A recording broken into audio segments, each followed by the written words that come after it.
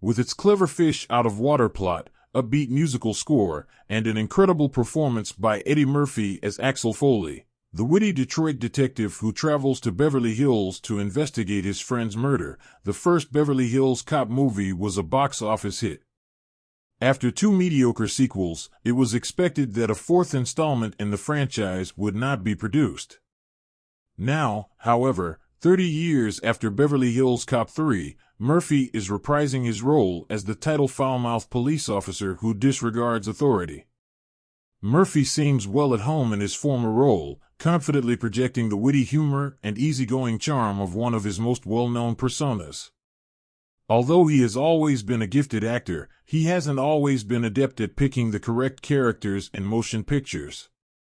Pluto Nash, Norbit, Meet Dave, and other poor movies were among the films he created in the 2000s. Since then, he hasn't had much luck, and the only film that truly shows off his abilities is Dolomite Is My Name. It's exciting to see him reprising his role as Axel Foley. It's a career comeback of sorts. Sadly, despite his popularity, this new Netflix film isn't particularly good.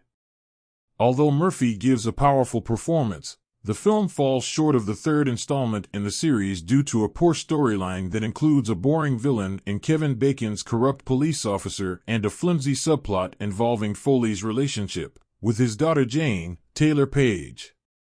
The movie's overabundance of references to the 1980s, such as First Blood, starring Sly Stallone, and Blockbusters, a video rental company, bothered me.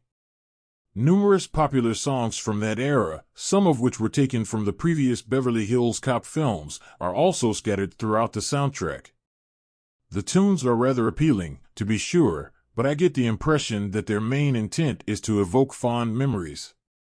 The inclusion of references to the 1980s suggests that director Mark Malloy may have aimed to create a movie that evoked the spirit of the early Axel Foley films. This may also help to explain the formulaic plot, which includes a rogue police officer figuratively putting his hands up in defiance of his superiors and the kind of storyline that was common in that decade. But if the film had been updated rather than riffing on what we have already seen and heard, it would have been more original and less formulaic. The film's one saving grace is Eddie Murphy's portrayal of a streetwise investigator who wreaks the usual kind of destructive mayhem for which his character is renowned. This is especially true in the opening sequences, as he wreaks a ton of havoc while driving a snowplow through Detroit's streets. Both that scenario and a later one in which Foley and Detective Abbott, Joseph Gordon-Levitt, escape from custody by boarding a helicopter that neither of them is qualified to operate are highly entertaining to watch. While there are a few other action scenes as well, they are scarce in a movie that is primarily concerned with crafting a predictable plot and only about manages to include a clumsy appearance from series favorite Serge, Bronson Pinchot. Not everything about the most recent Beverly Hills Cop movie is bad.